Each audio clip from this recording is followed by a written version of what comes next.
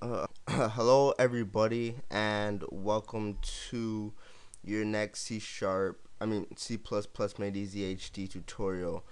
So in this tutorial, we're not going to be learning about much, and to some people, this might seem kind of obvious, but to others, it might not seem kind of obvious. But I want to show you another important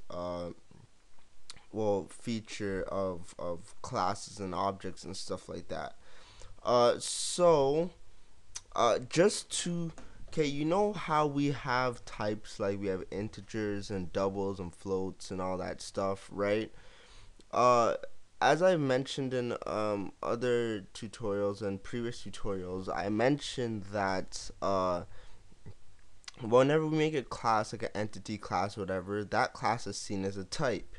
So, like in main, whenever we used to call when we call player P, this is like the player's a type, like where we'd have like int or something, we and then whatever's after it is a variable type, right?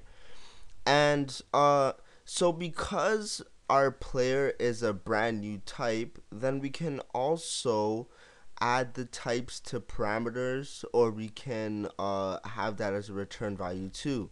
So for example, you know how if we have a function or something and we have int as a return value, and we say whatever, so on and so forth, we would have to return an integer value.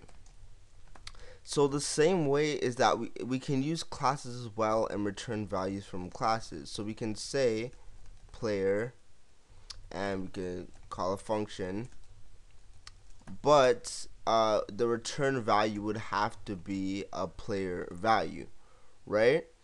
And also, since we can return a player type, we can also add in player types, or any type of class or object in our parameters. So we could as well, we could put player P or something like that, and we could say return P dot, and then if we had something like get a number or something, we could return it, right? So we can pass in objects or whatever we need to do in functions, and we can return types as well. So how does this help us? Well, it can benefit us in many ways. For example, if you have, say,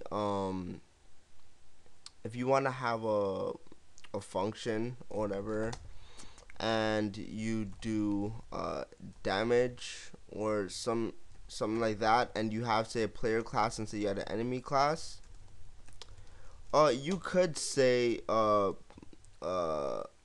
enemy dot health, or whatever the value is equal to P dot damage or something like that. So because or like minus equals damage or something like that. So we can incorporate different things and do different things to put other objects and parameters and whatnot. Now I can't tell you when or when not to do it, because depending on the program or the circumstance, you can use it. But I'm just showing you that you have the option to use it, and it can be a very useful option to use. So that is it for this tutorial. Sorry if it was a bit obvious to some viewers, but just had to put it out there for those of you who didn't know you could do that. So thanks for watching. Hope you enjoyed it, and bye.